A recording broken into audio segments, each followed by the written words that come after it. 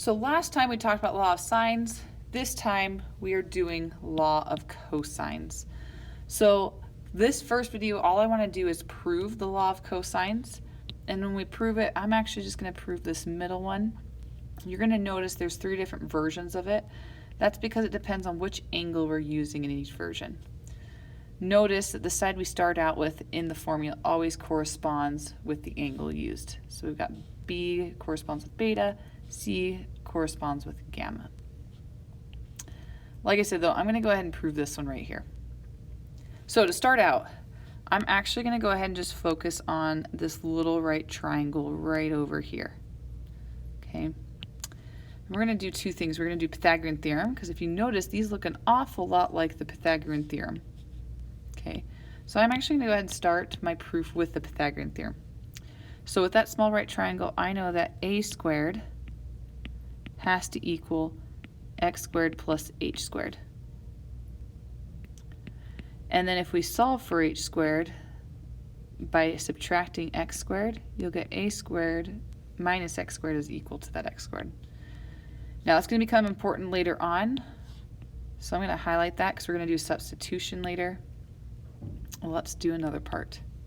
Now we also have to somehow incorporate cosine, so I'm going to go ahead and do cosine of beta and figure out what that is, because that's in the formula we're trying to prove, right? So cosine of beta is going to equal our adjacent side, so x over our hypotenuse, a. And then if I solve for x, then x is going to equal a times cosine of beta. Once again, that's going to become important later on, so we'll highlight that. Let's switch right triangles. So now I'm going to go ahead and look at the right triangle I just highlighted in red. Now, if this side in the small right triangle is x and the long length is c, that means this length should be c minus x.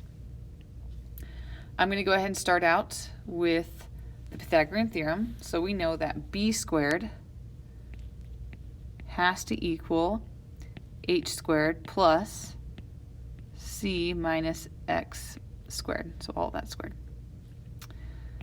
I'm going to go ahead and FOIL, so you get c squared minus 2cx plus x squared. So I just FOILed out this right here to get all of that. And then I'm going to do this substitution I was talking about. So remember, h squared is a minus x squared. So I know b squared is going to be a squared minus x squared plus c squared minus 2cx plus x squared. Notice there's a positive and a negative x squared. So b squared is going to equal, we can cancel them, a squared plus c squared minus 2cx, which we are getting so close. In fact, we're one step away. This is the moment where we go ahead and just substitute that x with the a cosine of beta. So b squared is going to equal a squared plus c squared minus 2, and I'm just going to rearrange it so it's ac cosine of beta. I guess I don't need to do that.